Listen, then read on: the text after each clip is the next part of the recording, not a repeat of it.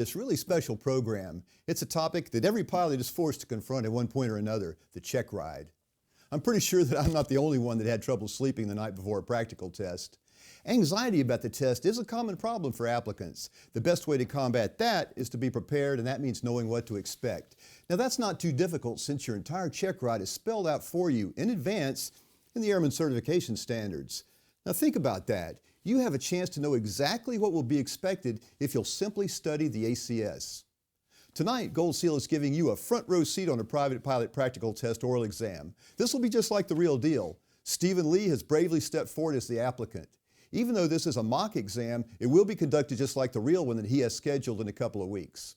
Stephen has been training at the Swanson Airport in Washington State with his flight instructor, Andy Swineford. Sitting in the examiner's seat is Todd Shellnut, AOPA's 2015 Flight Instructor of the Year. Todd has conducted thousands of practical tests over the years, and I can't think of a better person to lead this presentation tonight. Todd, thanks for joining us, and thanks for taking time out of your busy schedule. I know you have one of those. Thanks, Russ. I appreciate you having me. Okay, over the years, you've done a lot of check rides, and have most of them been primary, most of them been instrument. I know you do everything up to ATP in the past. Yep, everything up to instructor add-ons. So I've done the whole gamut of check rides, everything from start to finish. This won't be your first rodeo with a private pilot applicant, will it? My first dog and pony show. Okay, well, your applicant tonight is going to be Steve Lee. So, Steve, how are you doing? I'm doing good. How about you guys? Great. I know. I tell you, Steve. I've seen. I can't. Although we're not really face to face right now, and I probably will see your face here in a minute. Oh, there you are. Outstanding. Those two handsome men there. Anyway, when I come across the table to someone as a DPE, the anxiety level is just usually the biggest factor to have to get over. Plus, I have this face that always looks like I'm mad at the world, which is not really the true thing. This thing I had to get over. But you're going to find out today that when we actually go through this actually probably, I'll get you pretty relaxed within the first 20 or 30 minutes of it. It may not be exactly right off the bat, because just meeting with a DPE in itself can be somewhat, pose a level of anxiety. But I don't think you're going to have any problems. We'll go through it pretty smooth, and we'll get started here in just a minute. All righty. Okay, well, you've already we'll imagine that we've already looked over all his logbooks, his 8710, you've gotten his paperwork in line, so why don't you just dive right into the ACS and start it. We're going to try to abbreviate this and keep it at about an hour. We can definitely do that. So with that being said, what about it, Steve? You ready? I'm as ready as I'll ever be. Okay, man. So like Russ said, assuming that we've already done things like getting into the proving the airplane's airworthy and proving your application everything is correct. Now we can actually get on with the check ride. So what you're going to see here, what I have up on the screen is the copy of the ACS, which we actually deal with. Now, the ACS is divided up into different sections, and we simply just take each section one at a time. And remember that the ACS is meant to be just a big scenario. So today's scenario is going to be that you're going to take this flight that you previously planned, and you're going to take a family member over to a wedding. And it is very important that you have this family member there on time, because they're actually going to be in the wedding, and you're attending the wedding. So it's very important that you have this person there on time. So we're going to really put the whole entire scenario around that entire event, that you actually have to be there on time, and you're the pilot in command. You're making all the decisions. You good with that? I'm good with that. Okay, bud. So let's get started first. We'll start right off on what we have here called the pre-flight preparation side and pilot qualification. So again, each question I ask you will be scenario based. So again, if I ask you a question that you don't understand, just ask me that you don't understand, or ask me to rephrase the question. That's well within your duty as the applicant when you're talking with the examiner. Just if you don't understand, just ask and I'll help you out, okay? All right. So the first thing we're going to talk about is the pre-flight, the pilot qualification sides of things. So as you're at the flight school and you're out by the airplane and you're pre-flighting the airplane, walking around the airplane, maybe even putting some bags in the airplane, an FAA official comes up to you. And the FAA Aviation Safety Inspector comes up to you from the local FSDO and introduces himself, and he says, hey, how are you doing? I'm John Smith from the local FSDO, and Are you going to be the pilot? And of course, you would say what? I would say yes, I am. Yeah, absolutely. So then he says, well, if you're going to be the pilot, I'd like to be able to do a quick ramp check on you, and I'd like to see your credentials. So what would you have to show the FAA safety inspector at this time? All right, so there's three things I'd have to show them. One would be my medical ID, showing that I've got either a class 1, 2, or 3 medical, and ID, photo ID, so driver's license, whatever, and also a pilot's certificate. So those would be the three things that he did basically need to see from me to know whether I was good to fly or not. Good. And so in our airman certification standards, we have to ask one question from the knowledge area, one question from the risk management area, and one question from the skills area. So you've actually just answered one of the questions from the knowledge area. Now, after the area of operation 1, I won't break this down anymore. I'll continue just to go through it. Okay. But this is what we're talking about right now. This is line 1 here, dealing with the certifications, requirements, currency, and record keeping. So based off of that, before this flight today, it's actually been about 2 weeks since you have flown last. And during that last time you flew, you actually just spent about an hour in the pattern doing some touch and goes. It was during the daytime. Is that going to be good enough for you to be current for carrying passengers on today's flight? Yes, it is. Why I is that? believe the limit you can go is 90 days without having, if you haven't done any touch and goes within the past 90 days, then you can't haul passengers unless you've done at least 3 of those. So Good. So although you've done some recent flying lately and you did the 2 hour, that hour worth in the pattern about 2 weeks ago, tell me about this word proficient versus current. Do you think that you may be proficient for this flight, even though you're current? And what does that mean to you? proficiency to me basically means that, whether I can fly, okay, if I feel like I'm competent to fly, whether, in the area I'm going in with the weather I'm going to be having and, even health wise and, how I'm feeling, how much sleep I've got and stuff like that. So that's kind of the proficiency to me is just how good I'll fly, how good my landings are, how good my radio communication with control towers are. And if they're not good, I would definitely want to brush up on those beforehand or just, just, I guess as I'm going for the flight there, I would even just study up on it at least some. Good. Now, it seems as that you're going to be gone all day on this trip, and your return flight is actually going to be at night on the way back. Tell me about these takeoff and landings that you did at the airport during the day a few weeks ago. How will that help you with your night currency? It will not help my night currency at all. To be current at night, I've got to have 3 full stop landings at night within the past 90 days as well. So it's the same thing as, the day flying, but you need full stop landings. Good. All right, so with our risk management side of things, you've basically already told me your difference between your proficiency and currency. So I'm satisfied with your definition of that, and we can move on to the skill level side of things. So under the requirements to act as PIC for this visual flight, you said you have to have some documents on you, which you've already told me that. Would there be anything else that you would do? Or I'll tell you what, why don't you just go ahead and tell me everything that you would have to be PIC for this flight in addition to your certificates? Would you have to maintain a currency? I do. I would have to have at least a biannual flight review. So every 2 years, I'd have to have one of those.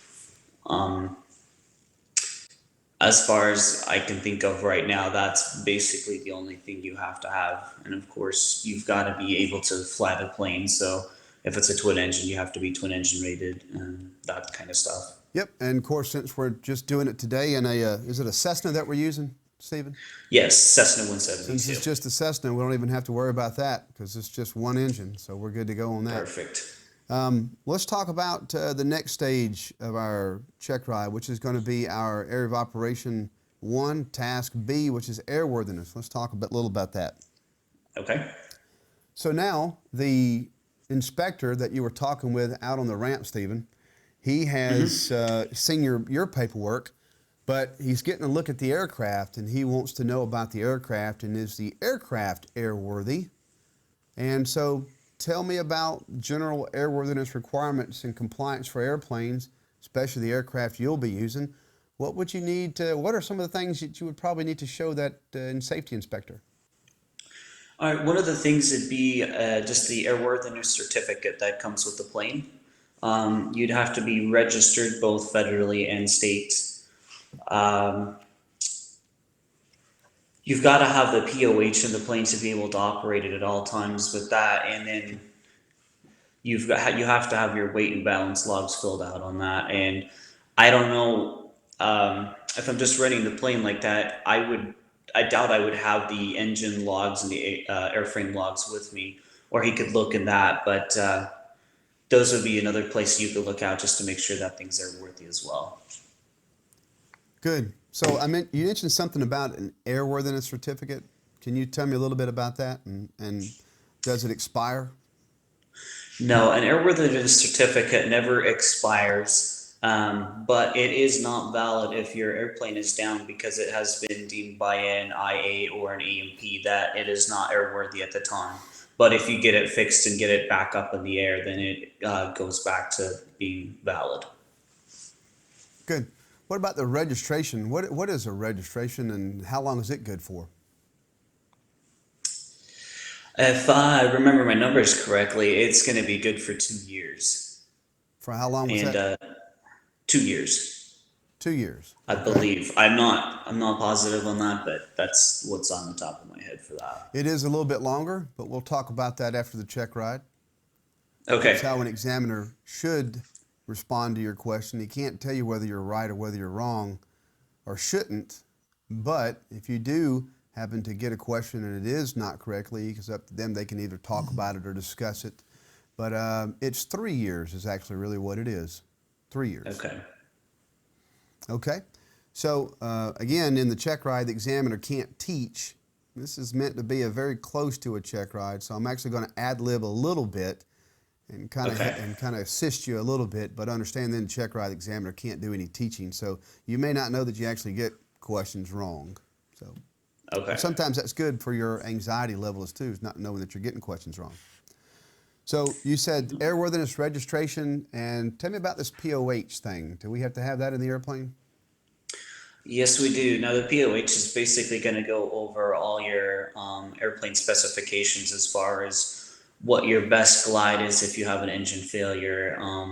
It's going to tell you, your ratios of climb, what that is, best climb for different things, and it's going to have your cruise performance and stuff like that. And so it is required by the FAA to have that in your airplane at all times. Good. So I noticed you have this other book with you. It's called a Pilot Information Manual, or it's like a copy of the POH, I guess, that you've been using to study with.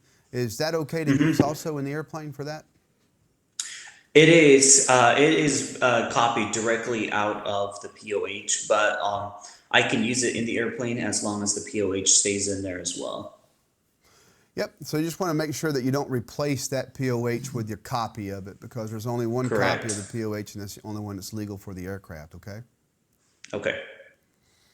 Now, tell me about this weight and balance. Is that like the weight and balance with you and I in the airplane, or what weight and balance does the FAA want to see? The weight balance they want to see is basically the empty weight of that plane, and of course it's going to have add-ons on it. If the AMP adds anything on as far as radios and stuff, it'll have that figured into it. Good. Where can I normally find the weight and balance data for this airplane? Well, for us, we have kind of like a dispatch book, so it's in a binder, and all our information is in there as far as POH. We've got the weight and balance sheets and everything in there, so that's where we keep ours. Okay, good. So you've showed the FAA inspector this information. They are more than satisfied with this information that you are showing them. And the safety inspector says, okay, have a good flight. We'll see you later on. And you say, hopefully not. And then he leaves. And so let's talk about your pre-flight. So you're doing some pre-flight around the airplane, walking around the airplane. And you see that upon your initial pre-flight for this day flight that your landing light is not working. Is that going to be a showstopper for you on today's flight? No, it's not. Landing light actually is not going to be required by any by the FAA to fly whether night or day unless you are renting the aircraft from somebody else. Okay. So in this particular case, we have noticed something that is inoperative on the airplane. What is your responsibility as a pilot in command for this particular equipment that you have found to be inoperative? What would you have to do in order to stick with the regs and make sure everything's in compliance? One thing I'd have to do would be just to check and make sure that it's something that I can do without if on the flight, as far as, legally I'd be checking in the manuals or the FARs or something like that to find out if I can legally fly without that piece of equipment. And normally if it's a VFR flight, you can fly with something in op. Okay. So would you need to do anything inside the aircraft or anything to like the light switch for that landing light to ensure that you maintain the legality of that inoperative equipment? I would put a sticker on it that says in op on it, Okay. just so I don't accidentally turn it on and short something out. Good. All right, good. So we'll talk about that, and let's look at some other things here. So it says in the ACS now, if we look back at the ACS, we can see that we've completed the risk management side of things. You've told me that the landing light is not a big deal for the day flight and it's not a legal requirement, so I'm good to go with that. We did talk about this airplane coming back at night would be a factor, and although not required unless you're renting, do you think that you, as a pilot, would make this flight if you knew the landing light was inoperative? Depending on how late at night I'd be coming back, and also with the urgency of the situation of having to get there. Me personally, if the runway has lights where I'm going to be landing at, I wouldn't be worried so much about a landing light being out. Okay. If it was a runway that didn't have much light, I definitely want to get that fixed first. All right, so you'd probably get it fixed first before you made the night flight, right? That is correct on the, That is if correct. there's no lights, That's yep. a good decision to make, Stephen. Outstanding. Good job. So let's talk now about some skills that you would have to have for this airworthiness requirements. Let's see what the ACS says. All right. You've already told me about the airworthiness and registration, but where is this located at inside the aircraft?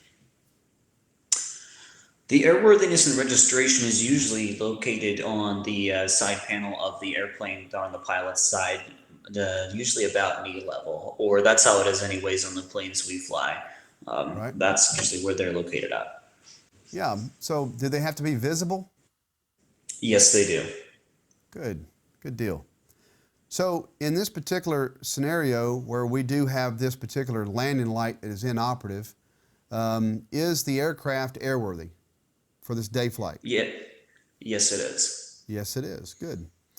Now, it says here that we actually have to look at some procedures for operating with inoperative equipment.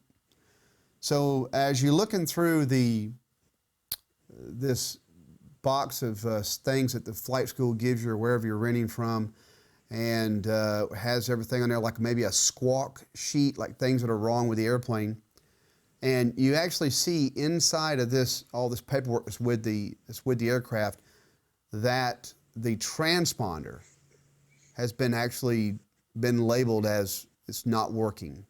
So the squawk may read something like transponder stopped working on last flight. If we're looking at your route that you're doing today, which if we can look at the route here on the screen, we can see that that you're actually going to be flying from this 2 Whiskey 3 over to Hotel Quebec Mike. So along this route today that you actually see here at your planned altitude, Steve, would you actually need a transponder for this flight today? No, I would not. The only time I need a transponder is within Class B or C airspace. Okay, good.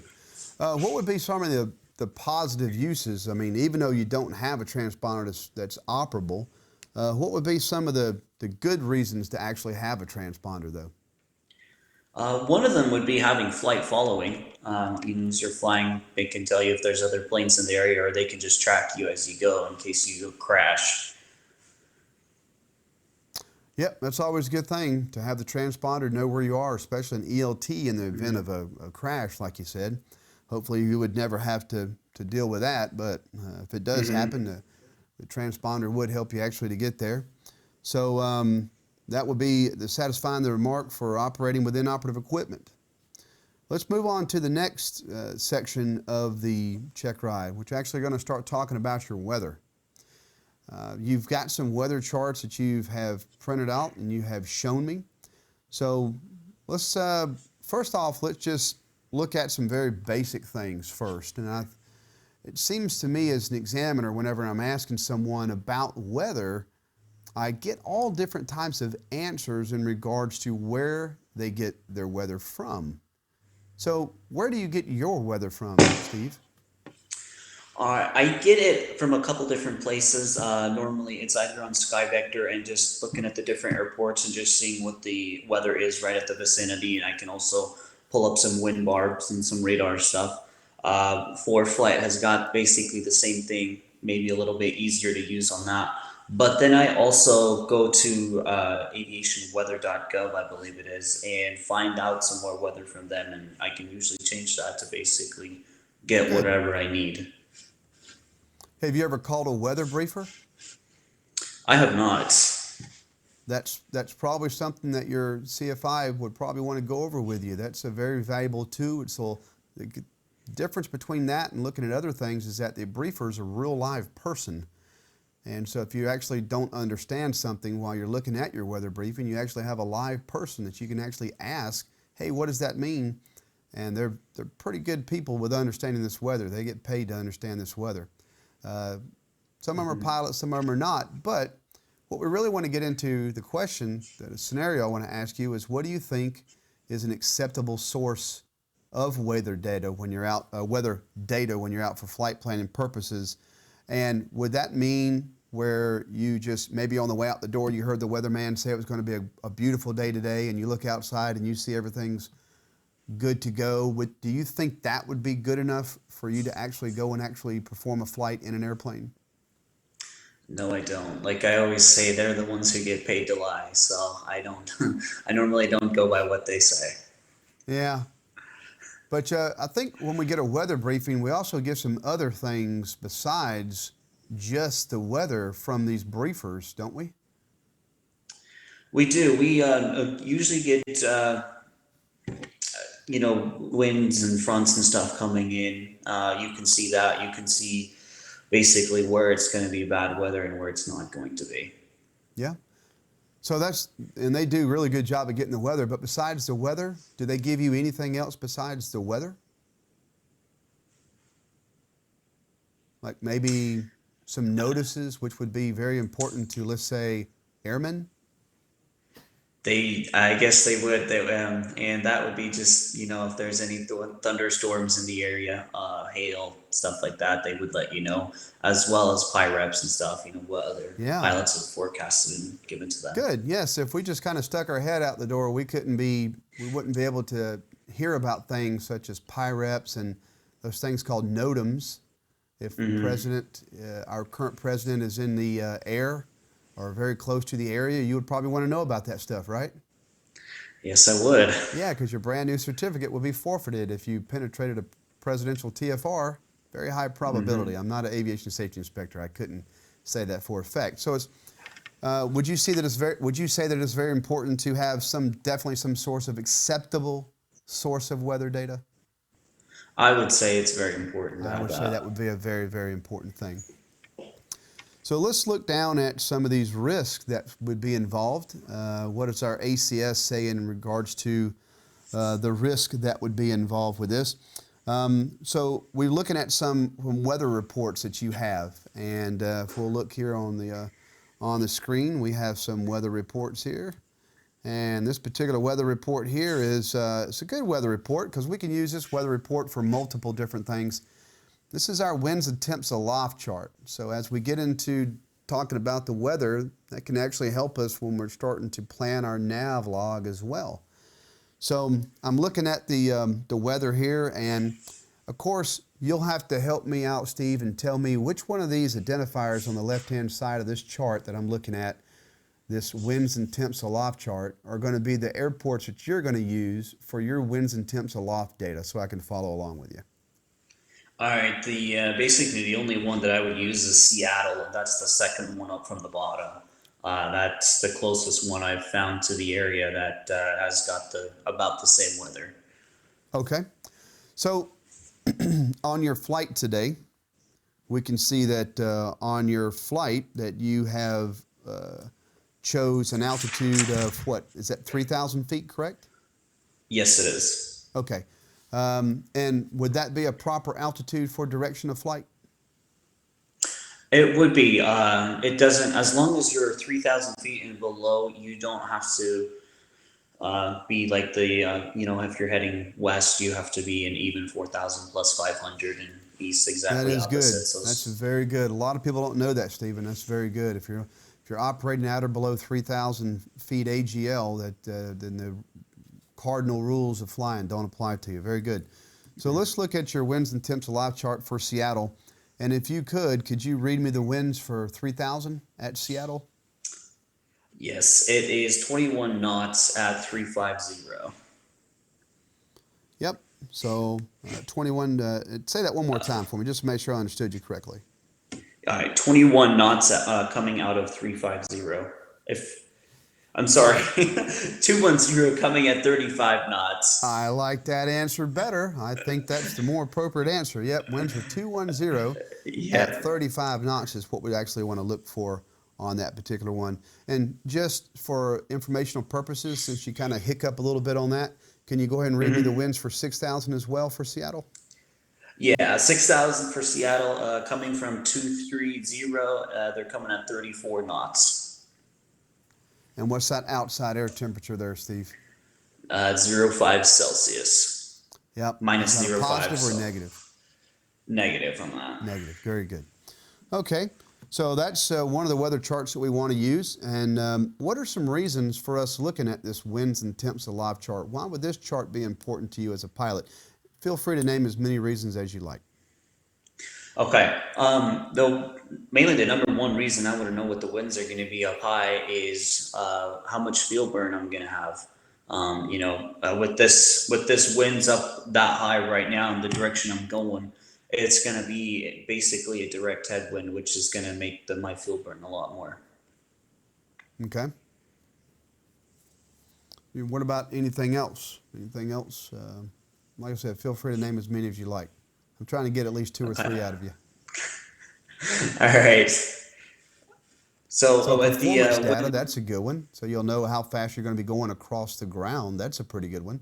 What else? Yeah. Guess I can drag it out of you. What about that temperature thing? Is that important to you? It is important, although because it's going to increase your engine performance up that high.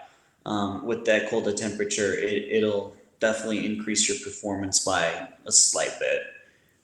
Right. Well, I know that the Seattle area is a relatively dry area. Is that correct?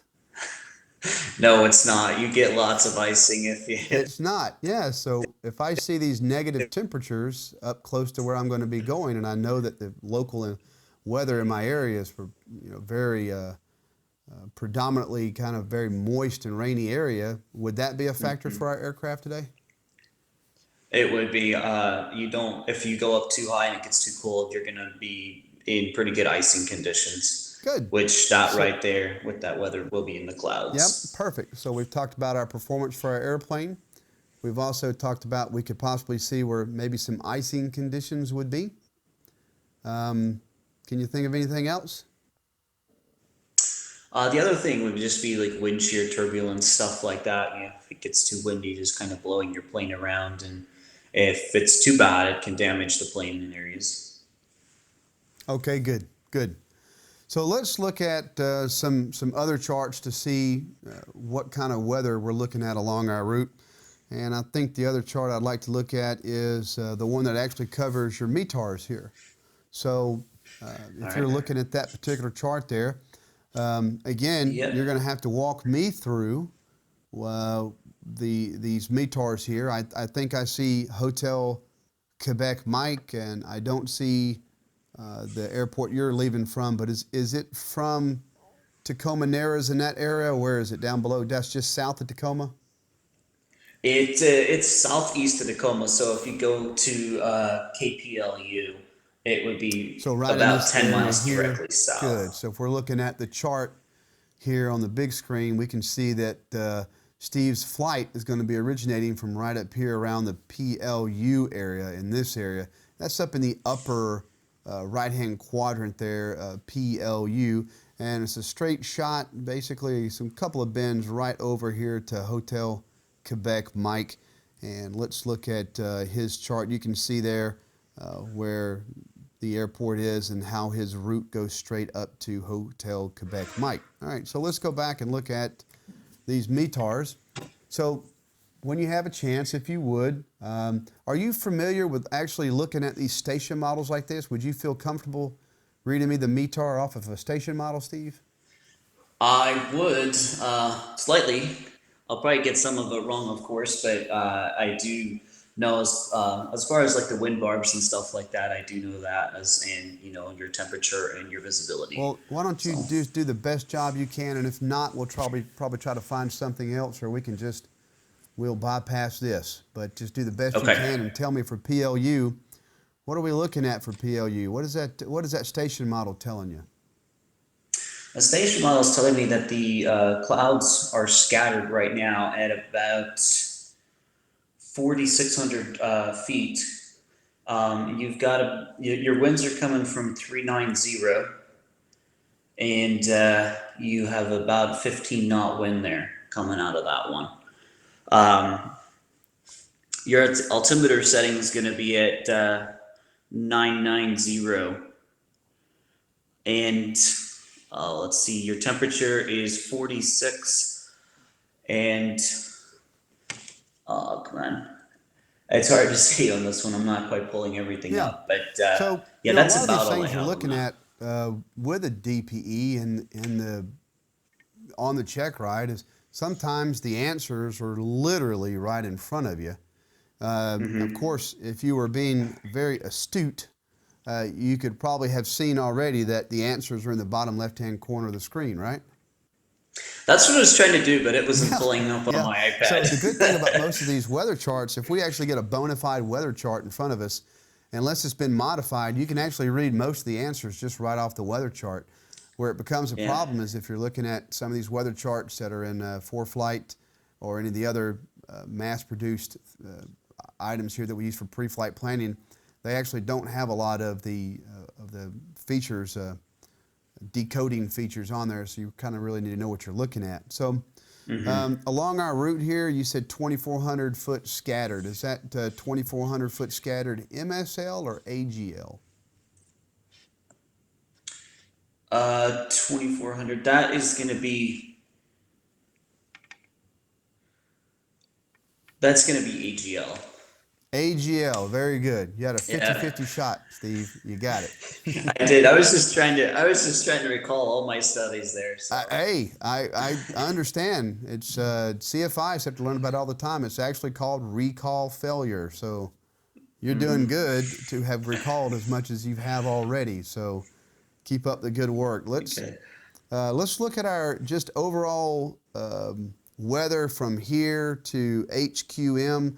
Just if we're looking at just these METARs here, Steve, what do you think about the weather going from here to HQM? Good or not so good?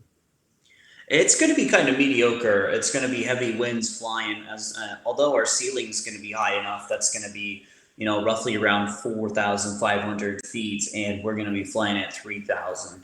So as far as that, we are going to be good with that. Although it's going to be a pretty good headwind. Yep.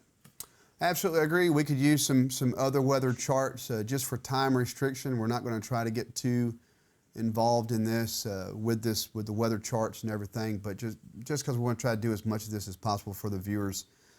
own benefit and your benefit as well. So we're actually going to look at some other things. We'll actually just go back and look at our chart. But so with the weather that you're going here, it looks to be a pretty good flight today. So we've already talked about some of the weather sources that you would use involved with that, and some factors. Let's talk about some factors involved in making that go, no-go decision. So what would be some things at your level, at your stage as a pilot, like a brand new certificated pilot? What would be some things on your end if you're looking at the weather that you would look at the weather and you'd be like, nope, I'm not going? One of the things would be if at the airport I'm heading to, if it had some pretty good crosswinds there, I probably wouldn't go landing on that one. I'd, either find a different airport or wait a little bit or something. But currently, as it is, it's going to be almost a direct headwind, which is going to make landing pretty easy. A couple other things I'd be looking at is if the ceiling was any lower, I would kind of hesitate to do that because with the route I'm going, you don't want to go too low with that, with some mountainous country there, just little hills and stuff. As far as I know, that would be about the only thing that would keep me from going is with clouds being too low or too much of a crosswind at the airport I'm going to. Yeah, so there's only a couple things in aviation weather that we probably need to be on top of more than anything else, and that is the winds, the clouds, and the visibility. That's really what kind of holds us up as a pilot from going forward, is those three things. It's just the top three answers on the board, Steve. So we've already talked about what type of weather sources that you use. Let's talk about along your route. Although the weather looks very nice along your route, you see that after you get past that middle ways METAR there, that there's actually a large fire that's just south of you, and the winds are blowing the fire right across your route, and it is really starting to affect your ability to see your landmarks on your nav chart, and you're just having a lot of problems seeing where you are currently going right now. Of course, it is something that you would actually find on a weather report, but it wasn't on the weather report when you talked to a briefer or either got your weather through ForeFlight or whatever source you're using. So tell me, as a pilot, how would you handle this phenomenon, this smoke that's blowing across your route and it's basically making it almost IFR for you? How would you handle that? Well, depending on how big it would be, I would either go around it, try and go around it down to the south of it. If the wind is blowing it up towards me and I'm north of it, I'd try and go down below it. So it looks And pretty if thick. it, just climb on it. It looks Okay. pretty thick down south. But there seems to be like an airport off your right-hand side, just a little bit before we get to that halfway point. What's the name of that airport? Olympia Regional. Yeah. So let's look at Olympia and see about Olympia Airport. That looks like it's right there along your route. The smoke is just getting really thick. So if you decided to just kind of abort your flight and land at Olympia, what would you need to do to land at Olympia? Well, some of the things I would have to do was, of course, talk to the control tower before coming into them. And I would also be listening on their ATIS and get their ATIS information and have that beforehand, way before I fly into the airport and contact the controlling tower. And with that, it's just basically contacting the tower and also having an airport diagram available to me real quick to know where to go after I get off the runway. Good. So, do you know what this process is called when we actually get off of our route and start to go someplace else that's kind of unplanned? It would be called a diversion. A diversion, yep. The diversion is kind of that one thing that whenever I'm out on a check ride and doing check rides, when I used to do check rides, everybody would have problems with this particular one, but it's just It's just that you're second guessing what's going on. It's perfectly safe. It's perfectly part of risk management and aeronautical decision making. So let's talk about the diversion and exactly how you would make that diversion. So is this airplane equipped with a GPS? It is not. It's just it's got the basic 6-pack, and then it's got an ILS and a VOR in it. So I'm sorry, I really couldn't hear you. Did you say that it was equipped with a GPS or not? No, it's not. It's not. Okay. Even better. I like that. So do you plan on using a heads down display? You plan on using an iPad on this route? If I'd be flying myself, I would, but flying with my DP, I would not. I'd just be using charts and what I've drawn out Yeah, and stuff. cool. Well, I like to hear that. I like that. In the way of the wave of the future, the way of the future here, I like to hear people still sticking with the paper side of things. So the first thing we do when we do a diversion is to look and see where we would actually be heading to. Tell me how you would do that as a pilot. How would you look and see what heading you would need to be heading without just looking down at your chart without putting a plotter on it? How would you do that? Well, for me, flying that close to Olympia, you're going to be able to see it, and I know where it's at, of course, flying that area. So I wouldn't have a problem with that. But if I wouldn't know and it's being an area strange to me, I would look on my chart and I would see that Olympia does have a VOR, and I've got a VOR in my airplane. So I would just tune my VOR to the Olympia channel, listen to the identifier, and then turn my VOR to pick up the correct heading and make sure it's on the to heading and not the from, and fly the heading that the VOR would give me. Yep, I like that. There's a VOR right there on the field. It's an easy way for you to go directly to it. You can also just ballpark it, just kind of look and see, oh, it's kind of a northbound heading. You can do that. Back in the day, we used to have come within so many degrees of the heading. They kind of the FAA did away with that a few years back. But that would get you going directly to that particular airport, and that's good. So that's the VOR usage there, and that's exactly what I wanted you to tell me about. So let's look at some other things now. We've pre-flighted the weather, we've pre-flighted the aircraft, but I'm really concerned with you and pre-flighting you. How can you pre-flight yourself as a pilot? Well, some of the ways I can pre-flight myself as a pilot is just going over the, well, there's an acronym for that called I'm Safe, and that's just basically trying to put yourself on a list, kind of like a checklist as you do for your airplane to make sure you're all good. And one of those is, if you're ill, you probably don't want to fly because your judgment isn't going to be that great. And the same goes with medication, lack of sleep. If you've got a lot of anxiety piling up on you, it does affect your decision making in the air. You want to have food in your body, because if you don't, then that'll also deprive you of your brain slightly, because it'll be working on some other stuff, and just with external pressure from other sources. So that's some things I'd pre-flight myself on, just to make sure I'd be ready to go and up for the challenge. Good deal. Good deal. Okay, so now that we've kind of got all that, we've talked about the weather. We've talked about yourself, your pre-flying yourself. We've talked about the aircraft. The aircraft seems to be airworthy. We want to be able to make sure that what we're planning from our airport to our destination is actually going to get us there. So with that, let's turn to your nav log and let's look over some things with your nav log. So I'm looking at your nav log here on the screen, and right now we just want to kind of talk about the first leg of your route. So if you would, talk with me about how you designed your first leg of your route, and tell me how you got the items in each one of those boxes, how you derived that information. All right, well, it was a progress, but I got it. So first of all, I was looking at my map going from Swanson Field to Hoquiam, and flying along that route, I can fly direct to it, but I'm not going to. I'm going to deviate a little bit south there, and that way I miss the MOA that's right there in the area, as well as stay out of Olympia Class D airspace. And so I came down to a little town called Tenino right on the bottom of Olympia.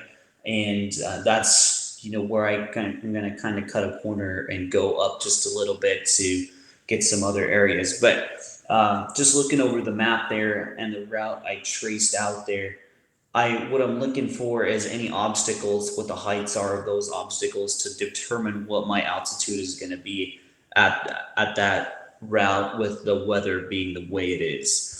And then just, on the weather charts that I had found, I put down all my weather information, winds, the velocity of the winds, the temperature, and then just calibrated my air speeds, my true course heading, did those little deviations that come with that. And yeah, I got my compass heading. So that's how I got those things. Okay, good.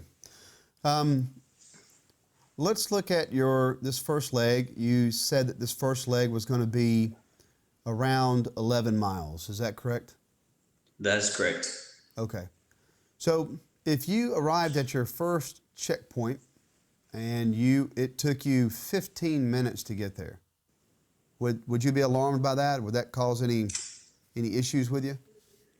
It would cause a lot of issues with me because, to start off with, it was only supposed to be almost 9 minutes to get there. So that would mean that I've got a lot bigger headwind than I had thought I would have. Okay. So if we went past each one of these checkpoints, and each one of these checkpoints you were around 3 to 5 minutes behind on each checkpoint, and you had only planned on being at your destination with the minimum fuel that you needed to be legal for VFR flight on board, would that bother you? It would bother me. I would have to swing either north or south of my route, basically midfield, and grab some fuel either out of Olympia or Chehalis, which would be to the south of me. Good. So the bottom line is that when in doubt, you should just always do what? You should always stop and fuel up. Yep. Or just always divert. If you're in always doubt, divert. just always divert. That's good. So that's good with the information. We could probably go through a little bit more detailed information on each one of those boxes. And some examiners may want to actually ask you questions like, what is true course? What is true heading? What is magnetic heading? Again, the Checkride's not really supposed to be an old question and answer style, PTS style Checkride. It's supposed to be scenario based. But in essence here, I think that you have enough information to cover that line one. I see that you have your mileage and your time en route and your estimated fuel burn and how much fuel is going to be left on board. So the scenario that I gave you would actually, you'd have plenty enough fuel by the time you got to your destination. You wouldn't be in jeopardy of rolling out. But I did have to try to change that around with the scenario so that way I could examine you on whether or not you knew about the fuel stuff.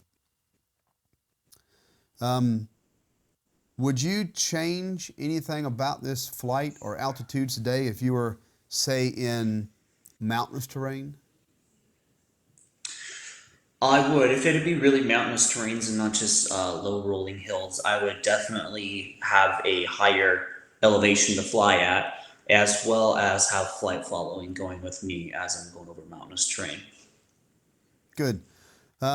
So how low do you think on this cross country? I mean, if you had to actually go down low, due to this heavy smoke that's going across and you decided not to divert, how low would you actually take this airplane down in altitude? Is there something on the chart or something that we could use to kind of help us understand where a safe altitude would be? There is, and you can of course look at your direct route once it's on there. Exactly what's going to be your obstacle if you follow the route, give or take 10 miles on either side.